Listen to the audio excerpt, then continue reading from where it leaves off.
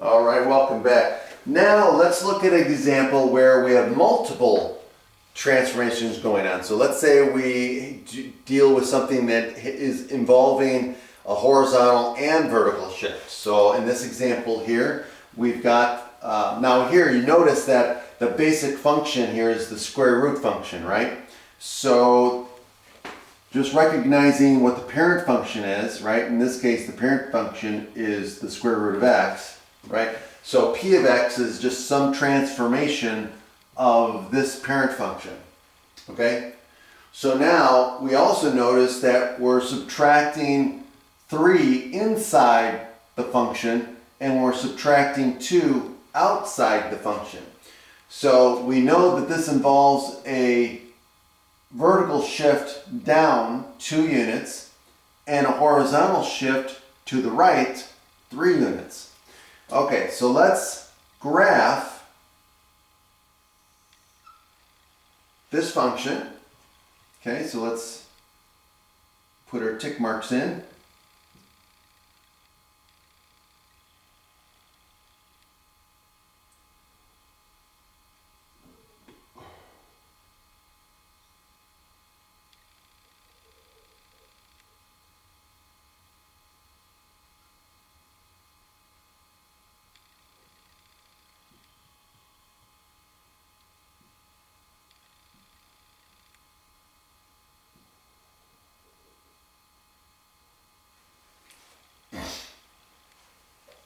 Okay, so let's graph f of x first, right? Our basic function.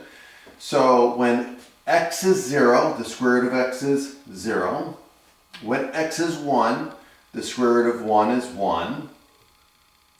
And then let's just do the perfect squares. So when x is 4, the square root of 4 is 2. So when x is 4, we get 2. And so this is going to look like that. Okay, now, all we're going to do is take these 3 points, right? So 0, 0, 1, 1, and 4, 2. Okay, and we're going to see what this does. So now, what this means is, again, all we have to do is remember, this is shifting 3 units to the right, 2 units down. So this point here is going to shift 3 units to the right, 1, 2, 3, and 2 units down, 1, 2. So it's going to be at 3, negative 2, right?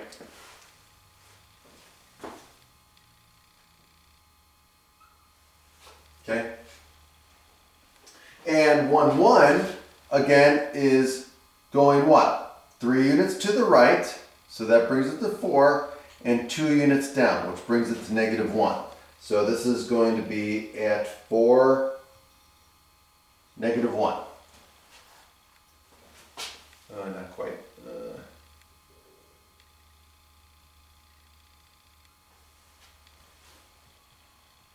And then this point, 4, 2, moves what? 3 units to the right, so that's going to move over to 7.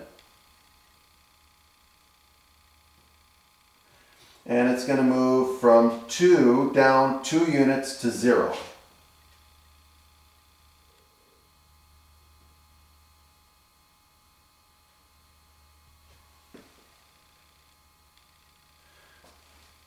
Actually, my 4, 2 doesn't look very good here.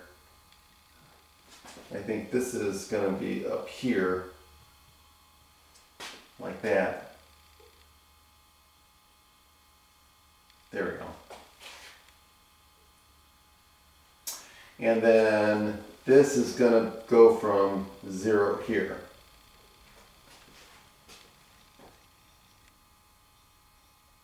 All right, and so now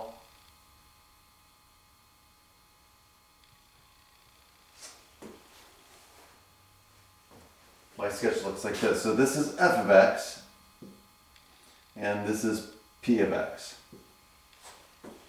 All right, not bad.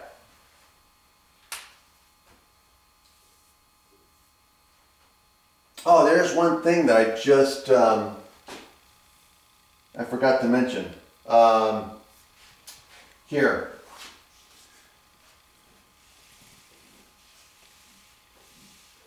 When it comes to the reciprocal function, it just dawned on me.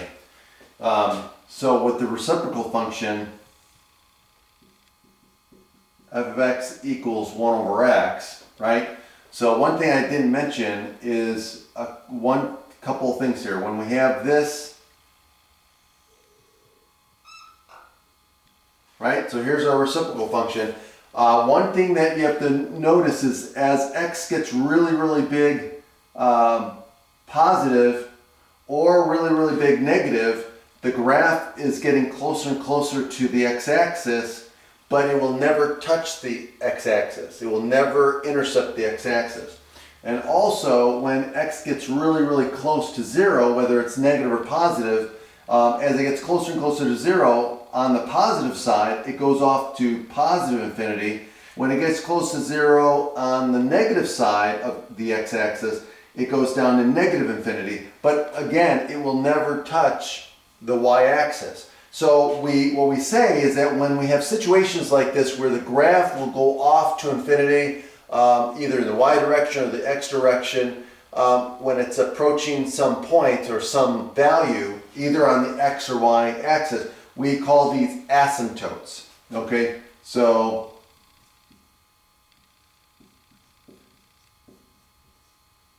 an asymptote is where the graph will not cross. Okay, so in this case here, when we talk about the reciprocal function, what we say is there's a vertical asymptote. So what we say is the x-axis is a horizontal asymptote, and the y-axis is also an asymptote.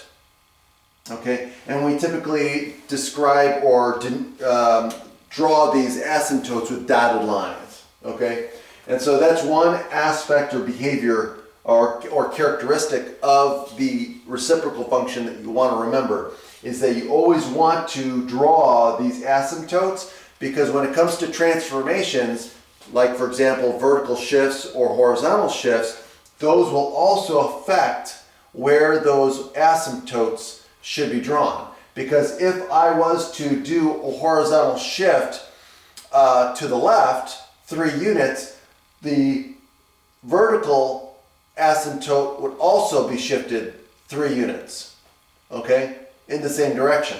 And also if it was an upward or downward shift, the horizontal asymptote would also be shifted. So that's why it's important to make sure you know where the asymptotes are for the basic function as well. All right. Have a great day.